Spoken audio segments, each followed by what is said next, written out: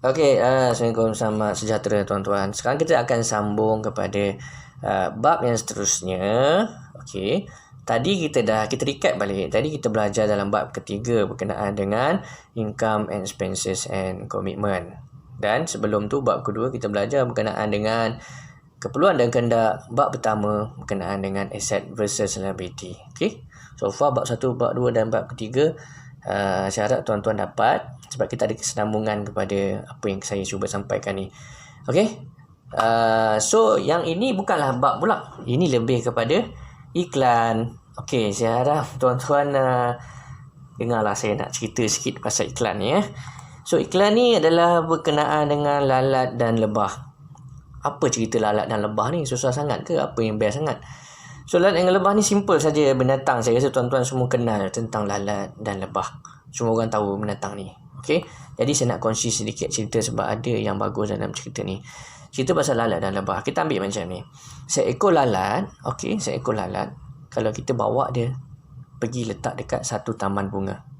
Dan lebah ni pula, kita ambil lebah seekor ni, kita ambil lebah ni, kita letak dekat satu tempat pelepasan sampah. Okey, apa sifat lalat tadi? Sifat lalat apa? Dia suka benda-benda busuk, sampah-sampah kan. Dan apa sifat-sifat lebah? Sifat lebah dia suka kepada madu-madu, bunga-bunga. Okey, sekarang ni kita mengubah sifat dia.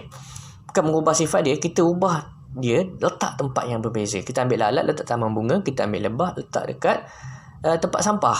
Apa yang tuan-tuan boleh fikir apabila kita letak lalat di tempat taman bunga dan lebah di tempat sampah? Apa yang tuan-tuan boleh fikir? Saya bagi tuan-tuan fikir sekejap.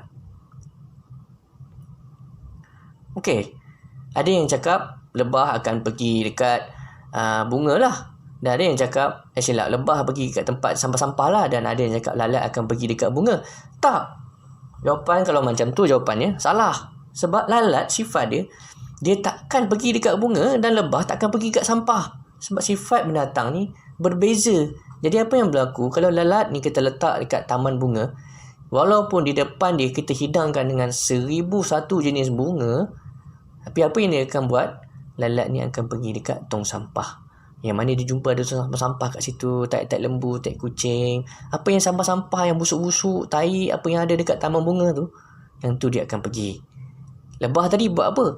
Kalau kita bawa lebah pergi kat tempat pelepasan sampah, walaupun dihidang kat depan dia, bersepah dengan sampah, busuk, tak cantik apa semua, tapi dia tetap akan terbang dan mencari di mana tempat-tempat yang dia boleh nampak ada bunga.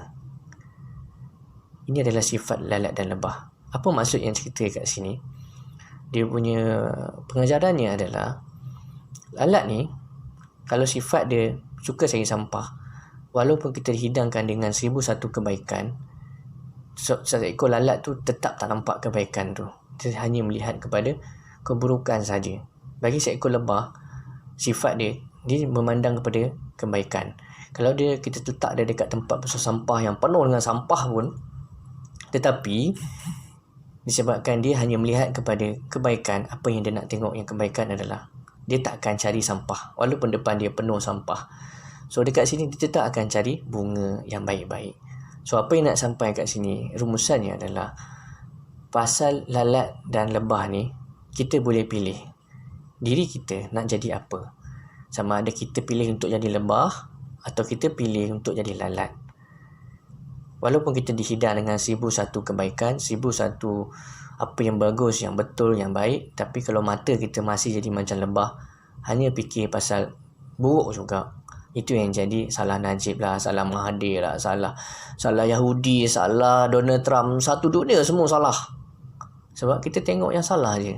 Kerajaan tolong cakap tak betul, kerajaan tak tolong pun cakap tak betul, tukar politik lain pun cakap tak betul, bagi berim salah, tak bagi berim salah, semua salah. Sebab mata kita macam lalat.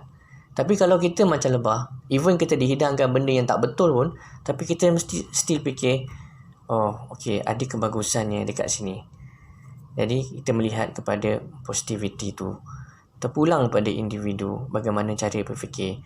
Last kali, poin terakhir yang saya nak sampaikan adalah tuan-tuan boleh jawab sendiri soalan ni. Tuan-tuan pilih nak jadi lalat atau nak jadi lebah. Itu sahaja iklannya. Terima kasih.